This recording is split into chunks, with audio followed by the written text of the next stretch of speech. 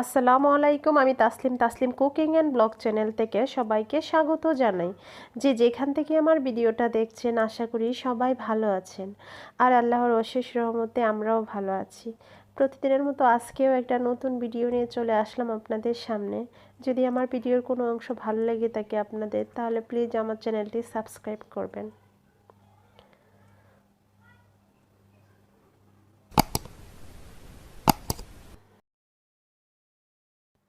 তো আজকে আমি আপনাদেরকে সিদ্ধ চাল এবং ছোলার ডাল দিয়ে মজাদার একটা খিচুড়ি রান্না করে দেখাবো।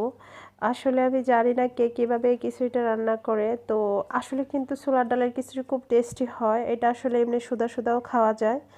তো এখন আমি চালটা ভালো করে ধুয়ে আমি একটা ফ্যানের মধ্যে এটা ঢেলে দিচ্ছি। এখন আমি সবগুলো মশলা এবং ডাল সবগুলো একসাথে অ্যাড করে দিব। এখন আমি ছোলার ডালটা আগে সিদ্ধ করে রেখেছিলাম, তো এখন আমি ডালটার মধ্যে দিয়ে দিলাম। আর দিয়ে দিলাম হলো পরিমাণ মতো পেঁয়াজ কুচি আর কয়েকটা রসুন। এরকম জাস্ট শুধু কোষাটা ছাড়িয়ে নিয়ে আস্তে আস্তে করে দিয়ে দিচ্ছি। আর দিয়ে দিচ্ছি গরম মশলা। এখন দিয়ে দিচ্ছি অল্প একটু হলুদের গুঁড়া, আর দিয়ে দিচ্ছি একটু ধনিয়া গুঁড়া, আর এখানে দিয়ে দিচ্ছি একটু গরম মশলার গুঁড়ো। আর আমি এখানে আদা এবং জিরা বাটা একসাথে মিক্সড করা ছিল, তো এটা আমি দিয়ে দিচ্ছি এখন পরিমাণ মতো। আর দিয়ে দিচ্ছি পরিমাণ মতো লবণ। তো আমি এখানে পরিমাণ মতো তেল দিয়ে দিচ্ছি রান্নার। তো আসলে আমার এখানে চালের পরিমাণ যেহেতু কম, তো তেলটা আমি একটু কমিয়ে দিছি। আর আপনাদের যদি চালের পরিমাণ বেশি হয় সেই অনুপাতে আপনারা পরিমাণ অনুযায়ী তেল দিয়ে রান্না করবেন এটা। তো আমি সবগুলো উপকরণ একসাথে মাখিয়ে নিছি হাতে। আর এখন দিয়ে দিচ্ছি বেশ কয়টা কাঁচামরিচ দিয়ে এখন এটা আমি চুলায় বসিয়ে দিচ্ছি। দিয়ে এখন আমি নাড়াচাড়া করে অনেকক্ষণ ভাজবো। অবশ্যই এটা ভালো করে ভাজতে হবে। আপনার ভাজাটা যত সুন্দর হবে আপনার খিচুড়িটাও কিন্তু ততটাই খেতে মজা হবে এবং ঝরঝরে হবে। তো আমি এখন অনেকক্ষণ সময় নিয়ে ভাজবো এটা।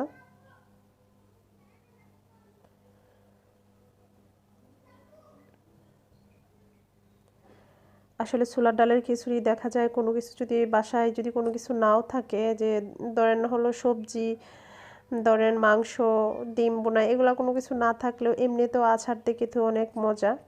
তো আমি আজকে আসলে এই খিচুড়িটা রান্না করে পটল ভাজি দিয়ে খেয়ে নিব। তো এখন আমি পানি আগে থেকেই গরম বসিয়েছিলাম, তো পানিটা গরমই ছিল। আমি আর এটা মেপে দেইনি যে কতটুকু পানি দিছি। আমি আমার পরিমাণ অনুযায়ী পানিটা দিয়ে দিছি। আপনারা ইচ্ছে করলে পানিটা মেপেও নিতে পারেন। চাল যতটুকু দিবেন তার থেকে ডাবল পরিমাণ পানি দিলেই চালটা একদম সুন্দর করে সিদ্ধ হয়ে যাবে এবং খিচুড়িটাও খুব ঝরঝরে হবে। তো পানিটা শুকিয়ে আসছে। এখন আমি চুলাটা একবারই কমিয়ে কিছুক্ষণ এটাকে চুলার উপরে রেখে দিব ঢাকনা দিয়ে ডেকে। এর মধ্যে আমি বাসার বাকি কাজগুলো করে নিচ্ছি।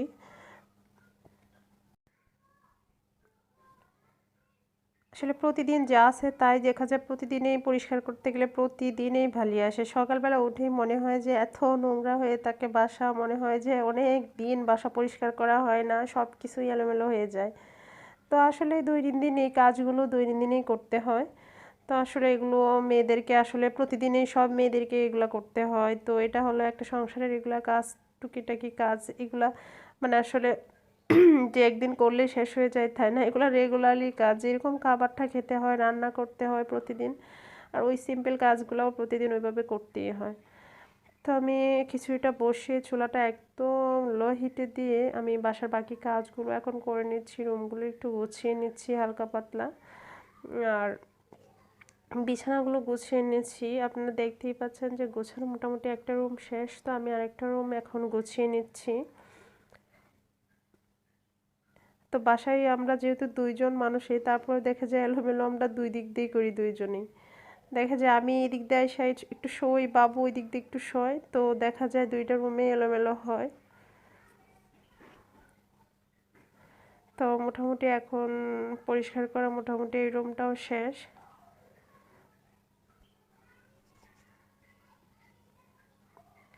আসলে আমি দ্রুতই করে দেখাচ্ছি। আসলে এগুলো তো আসলে ভিডিওর কোনো অংশ না। আমি যে জাস্ট এটা মানে যেহেতু একটু সময় আছে, কিছুটা মাঝখানে হয়ে যাক সেজন্য ওয়েট করতেছি। তো বাকি কাজগুলো আমি আপনাদের সাথে শেয়ার করে ফেললাম। প্লিজ আপনারা এগুলো কিছু মনে করবেন না।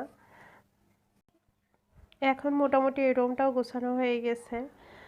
তো আপনারা দেখতেই পাচ্ছেন যে রুমগুলো খুবই ছোট। তো আমি রুমটা গুছিয়ে নিচ্ছি।